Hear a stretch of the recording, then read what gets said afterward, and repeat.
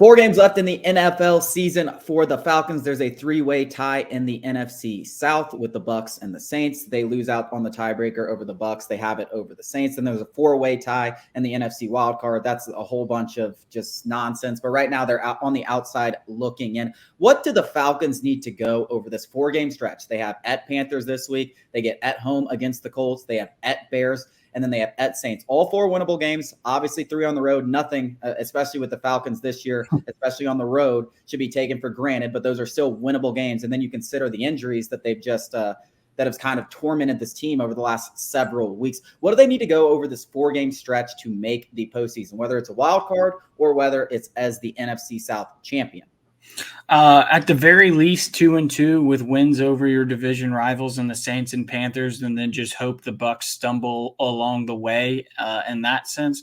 And then obviously, if you want to kind of control your own destiny, I would say 3-1 with the win coming in over the Bears, which would give you another NFC win, which could come up big potentially in a wild card tiebreaker. And then obviously, you went out, you're probably in. So 2-2 at the very least, 3-1 to really kind of probably still win it. I think 3-1, especially if that win comes over the Bears, which would give you one more win in the conference, then you're sitting pretty. Even if it isn't in the division, you'll be sitting pretty in the wild card because you'll finish 9-8 and you'll finish with a 7-5 record in the NFC, which is probably good enough to edge out some of those other teams because the NFC is just so bad. There's going to be probably 2 9-8 teams and possibly an 8-9 team in the wild card. It wouldn't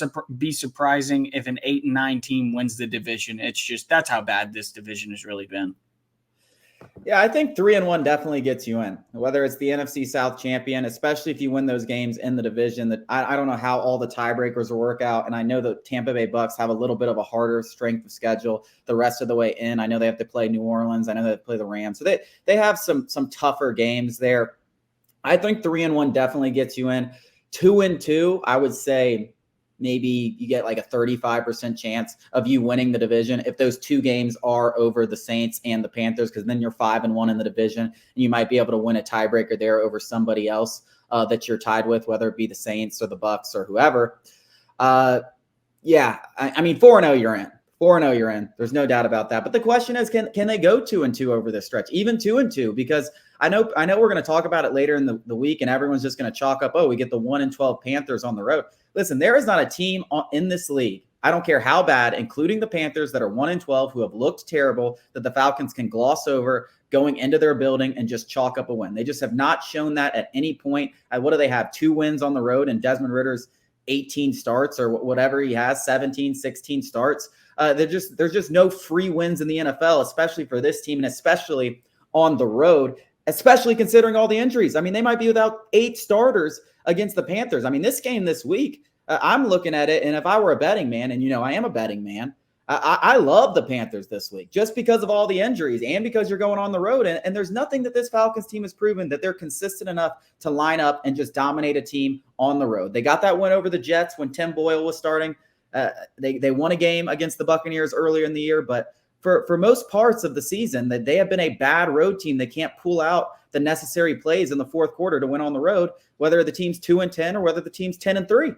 Inconsistency has been the theme of this season, so you never know which team is going to show up this Sunday, but it feels like a gut check. It feels like it's who are you, Arthur Smith? Who is your team? Because this is a game, if you lose, obviously, mathematically speaking, the Falcons aren't out of the playoffs. But in terms of fan support, even morale in the locker room, you lose this game, man. I know I just said in the last segment, and I'm contradicting myself a little bit here. You lose this game Sunday, Arthur Smith's job is in serious jeopardy. I know he said I described it as quote unquote good as gold going into 2024. This is a game that if you lose, I have serious questions about who you are and what this team is, because this is a game, I know it's only, I think the Falcons are 3-point favorites, road favorites, but this is a game that the Panthers are a dumpster fire, let alone they don't have any talent. They don't have a coach. They're a dumpster fire. This is a game that the Saints just whooped the Panthers. A Saints team that the Falcons beat. And I know we're not going to play the game of who beat who, but this Falcons team beat the best Panthers team they saw, which was in the season opener when they were somewhat fully healthy. They had Frank Reich, they had all these guys, and the Falcons beat They that had a team. pulse too. Yeah, like in general, they had a team pulse. I don't even know what the pulse of the Panthers is now, but it's not very good. No. I mean, I agree with you. Listen, serious conversations have to be had if Arthur Smith can't win this game. And the problem is we're both sitting here and we can't sit here and just say, hey, we're guaranteed to win this game, because it should be like that. It should be like that. Even the Saints, they needed a must win. They go out there and dominate this team. The Falcons got to do the same. And if they don't do the same, and if they don't win this game, there should be serious questions about everything involving this organization. Coming up after the break, we're going to discuss the Atlanta Braves free agency. Will they actually add a starting pitcher before the start of the season?